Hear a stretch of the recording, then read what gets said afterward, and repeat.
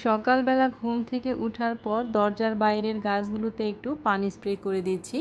পানি স্প্রে করার কারণ হচ্ছে গাছগুলো যেন একটু সতেজ লাগে দেখতে, আর গাছগুলোতে পানিও দেওয়ার প্রয়োজন ছিল, সেজন্য পানিটা স্প্রে করছি।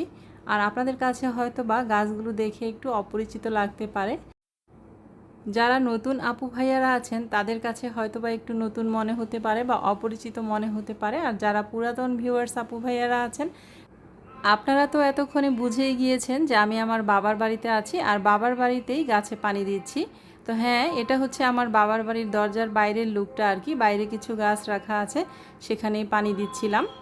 আর ভেবেছিলাম আজকের ভিডিওটা আমি সকাল সকাল ছাদে গিয়ে ছাদ থেকে শুরু করব। ছাদে আমাদের অনেক ফুল ফলের গাছ আছে। আমার অনেক পায়ে ব্যথা, কোমর ব্যথা, তো আমাদের তো লিফট নেই, তো সেজন্য আর ছাদে গেলাম না, আর গাছগুলো শেয়ার করতে পারলাম না। আর এদিক থেকে ভাবি সকালের নাস্তা রেডি করে ফেলেছে। নাস্তায় ছিল রুটি, ডিম পোস্ট আর চা। চাটার কালার যে কী সুন্দর হয়েছে, তো ভাবলাম একটু ক্যামেরায় ক্যাপচারই করে ফেলি। শেয়ার করার ইচ্ছা ছিল না ওইরকমভাবে, কিন্তু চায়ের কালারটা দেখে আর লোভ সামলাতে পারলাম না। আর মানহা দেখেন এদিকে খুবই দুষ্ট করছে, হাত দিয়ে শুধু বারবার আমাকে আড়াল করে দিচ্ছে আমি যেন শ্যুট না করতে পারি, দুষ্টামি করছে আর কি। তো চায়ের কালারটা আপনারা কিন্তু অবশ্যই কমেন্ট করবেন কেমন হয়েছে। ভাবি এখানে মুরগ পোলাও রান্না করার জন্য সব রকমের মশলা রেডি করে নিয়েছে। 3 কেজি পরিমাণ বাসমতি চালের মুরগ পোলাও রান্না করবে, তাই 3 ভাগে মশলা নিয়েছে, 1 কেজি পরিমাণ করে আর কি। আমি ডেসক্রিপশন বক্সে কি কি মশলা লেগেছে সব কিছু উপকরণগুলো লিখে দিব। অনেকেই ভাবির হাতের মুরগ পোলাওয়ের রেসিপিটা চেয়েছিলেন, অনেকে আবার রাগও করেছেন যে এখনও কেন দিচ্ছি না, সেজন্যই আজকে ভাবির হাতের মুরগ পোলাওয়ের রেসিপিটা শেয়ার করছি। আর আমাদের বাসায় আজকে অনেক দিন পর ছোটোখাটো একটা অনুষ্ঠানের আয়োজন করা হয়েছে। কিছু আত্মীয় স্বজনকে বলা হয়েছে, তো ভালো লাগছে, অনেক দিন পর কয়েকজন আত্মীয় স্বজনের সাথে দেখা হবে, যাদের সাথে অনেক দিন যাবতই দেখা হচ্ছে না। তো যাই হোক, এদিক থেকে ভাবি সব কিছু গুছিয়ে নিয়ে এই তো পেঁয়াজ বেরেস্তা করে নিচ্ছে এখানে, আর পাশের চুলায় গরুর গোস্তটা রান্না করে নিচ্ছে। আজকের মেনুতে আর কি, দুপুরের মেনুতে হচ্ছে মোরগ পোলাও রান্না করছে আর গরুর গোস্ত রান্না করছে। এই পাতিলটাতে গরুর গোস্ত বসিয়ে দিয়েছে অলরেডি। প্রায় 30 জন মানুষের জন্য রান্নাবান্না করা হচ্ছে। রান্নাঘরটা কিন্তু একটু এলোমেলোই, কেউ আবার এটাকে খারাপভাবে নেবেন না, যেহেতু একটু তাড়াহুড়া করে সব কাজ করছে, তো ওইরকমভাবে গুছিয়ে কিন্তু করা যাচ্ছে না।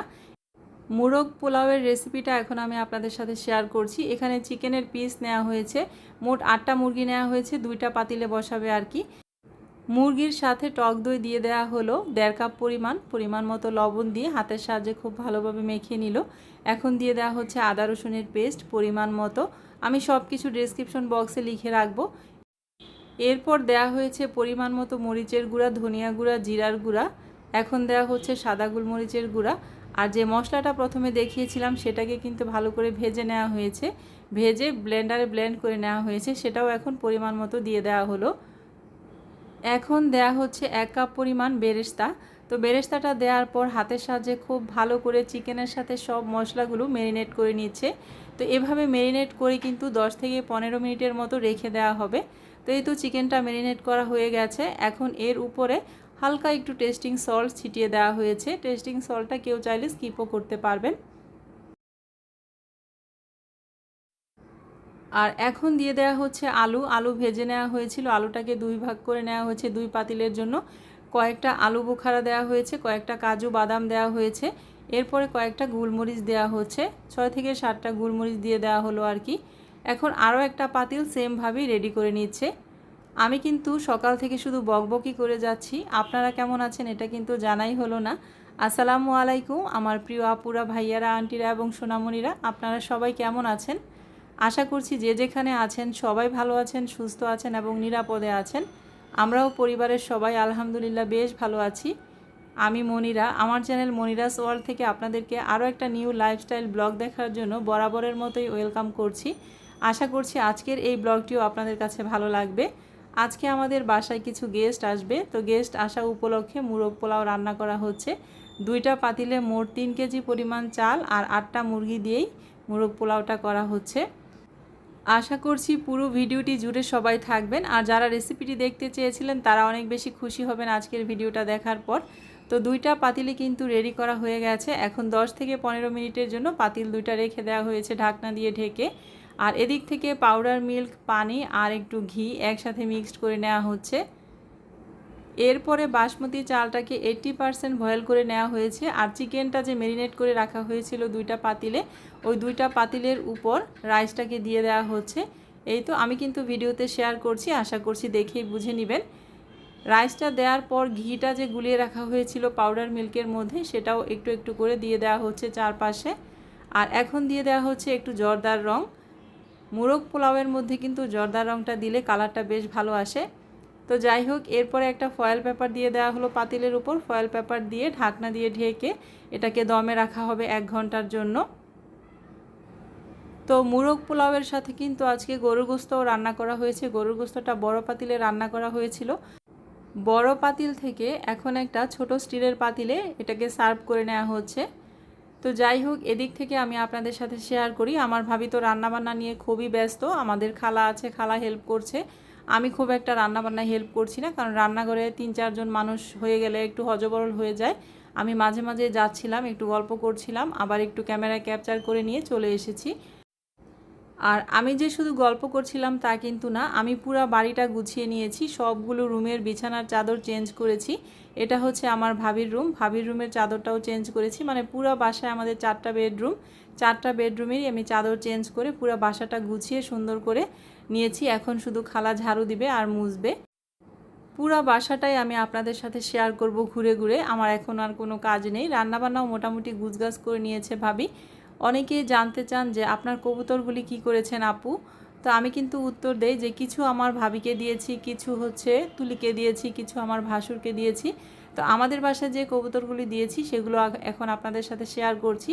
এই তো আমাদের বাসায় 4টা কবুতর, 2টা বাচ্চা কবুতর দিয়েছিলাম আর 2টা বড় কবুতর। এই তো বড় 2টা হচ্ছে এটা, বড় 2টার 2টা বাচ্চা ছিল, সেই বাচ্চা 2টা কয়েকদিন আগে খাওয়া হয়েছে। আর নিচে যে বাচ্চা 2টা কবুতর বড় হয়েছে তারাও বাচ্চা দিচ্ছে এখন। তো ওদেরও একটা বাচ্চা আছে, একটা ডিম নষ্ট হয়ে গেছে। তো এই তো কবুতরগুলিও শেয়ার করে দিলাম। এখন চলে এসেছি আমি স্নেহার রুমে। এটা হচ্ছে স্নেহার রুম। অনেকেই স্নেহা মানহা বললে, আপনারা যারা নতুন ভিউয়ার্স আপুরা আছেন বা ভাইয়ারা আন্টিরা সোনামণিরা আছেন জানেন না, জিজ্ঞেস করেন যে আপু মানহাকে স্নেহাকে। স্নেহা আর মানহা হচ্ছে 2 বোন, ওরা হচ্ছে আমার ভাস্তি। মানে আমার একটা মাত্র ভাই, একটা মাত্র ভাইয়ের 2টা বাচ্চা আর কি, স্নেহা আর মানহা। তো যাই হোক, আজকে আমি ডিটেলস কিন্তু বলে দিলাম, যারা জানেন না তাদের জন্য, তাদের বোঝার সুবিধার্থে। আর এটা হচ্ছে স্নেহার ছোটোবেলার ছবি। তো স্নেহার রুমটা শেয়ার করতে থাকি। শেয়ার করতে করতে আপনাদেরকে প্রতিদিনের মতো একটা ছোট্ট রিকোয়েস্ট করে নিচ্ছি। যারা আমার চ্যানেলটা আজকেই প্রথম ভিজিট করছেন, আপনাদের কাছে আমার একটা রিকোয়েস্ট থাকবে। যদি আপনাদের কাছে আমার এই লাইফস্টাইল ব্লগগুলি ভালো লাগে, চাইলে কিন্তু আপনারা আমার চ্যানেলটির পাশে থেকে যেতে পারেন, আমার চ্যানেলটিকে সাবস্ক্রাইব করে দিতে পারেন। আর সাবস্ক্রাইব করার পর কিন্তু অবশ্যই মনে করে পাশে থাকা বেল বাটনটাও ক্লিক করে অল অপশনটা সিলেক্ট করে রাখবেন। এতে করে আমি যখনই কোনো নতুন ভিডিও আপলোড করব আপনাদের কাছে নোটিফিকেশন চলে যাবে। আপনারা চাইলেই কিন্তু যখন খুশি তখন আমার এই ভিডিওগুলি দেখে নিতে পারবেন। আর যারা অলরেডি আমার চ্যানেলটিকে সাবস্ক্রাইব করে দিয়েছেন, প্রতিনিয়ত আমার পাশে আছেন, সুন্দর সুন্দর কমেন্ট করে আমাকে সামনের দিকে এগিয়ে নিয়ে যাচ্ছেন, তাদেরকে জানাচ্ছি মন থেকে অসংখ্য ধন্যবাদ আর ভালোবাসা। আপনাদের সাথে কথা বলতে বলতে আমি কিন্তু মানহার রুমে এসেছি। তো এটা হচ্ছে মানহার রুম, মানহার বেড, মানহার আলমিরা, মানহার ড্রেসিং টেবিল। আর আমি আসলে মানহার রুমেই থাকি। স্নেহার রুমে আরিয়ানা আর স্নেহা ঘুমায়। তো ভাবির রুমে মানহা খুব কান্না করে যে আমি যেন মানহার সাথে ঘুমাই। তো একসাথে 4 জন আর কি এক বিছানায় ঘুমালে ঘুম হয় না দেখা যায়। প্রথম দিনটা হয়তো মানহার সাথেই থাকতে হয়, কান্নাকাটি করে সেজন্য। পরের দিনগুলো আমি এই রুমেই ঘুমাই। এই রুমের সাথে হচ্ছে এই বারান্দাটা, এই বারান্দায় 2টা পাখি আছে স্নেহা মানহার। তো এগুলো কি পাখি আসলে, লাভ বার্ড মনে হয়, আসলে আমার নামটা জানা নেই। এগুলো সারাক্ষণ কিচিরমিচির কিচিরমিচির করতেই থাকে। আর আমার আরুষ যে আছে ওকে এই সাইডে রেখে দিয়েছি। ওকে সারাদিন বাইরেই রাখি, মানে বারান্দায় রাখি, আর রাতের বেলায় ভিতরে নিয়ে আসি, কারণ ও তো রাতে ভয় পায় অন্ধকার দেখলে। তো যাই হোক, আমি কিন্তু মোটামুটি 3টা বেডরুম শেয়ার করলাম। আম্মার বেডরুমটা শেয়ার করতে পারলাম না, কারণ আমার আম্মা অসুস্থ, সারাদিনই বিছানায় শুয়ে থাকে ওইভাবে, সেজন্য আর ওই রুমটাতেই আমি যাইনি, শেয়ারও করিনি। এখন চলে এসেছি লিভিং রুমে। লিভিং রুমটা বাবু দেখেন বেলুন দিয়ে আবারও সাজিয়ে নিয়েছে। বাচ্চাদের কিন্তু জন্মদিন মানে একটু বেলুন দিয়ে সাজানো, একটু পার্টি স্প্রে, একটু কেক। যতই অনেকেই বলেন যে কেক কাটা ঠিক হয় না, পাপের কাজ করছি, আসলে দেখা যায় যে প্রত্যেকটা ফ্যামিলিতেই বাচ্চাদের মন রক্ষা করার ক্ষেত্রে আমরা এই কেকটা কাটি। হ্যাঁ, যদিও জানি আমাদের মুসলমানদের এটা ঠিক না, তারপরেও কিন্তু আমরা করে থাকি। প্রত্যেকটা ফ্যামিলিতেই করি। এখন যদি বলি যে শুধু আমি করি, আমাকে অনেকেই বলেন যে এটা পাপের কাজ করছি। এটা কিন্তু ভুল।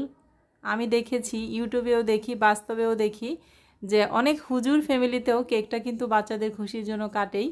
তো যাই হোক, অনেক কথা বলে ফেললাম। কেউ কিছু মনে করবেন না, খারাপভাবেও নেবেন না, আর ভুল ত্রুটি হলে অবশ্যই ক্ষমা করবেন।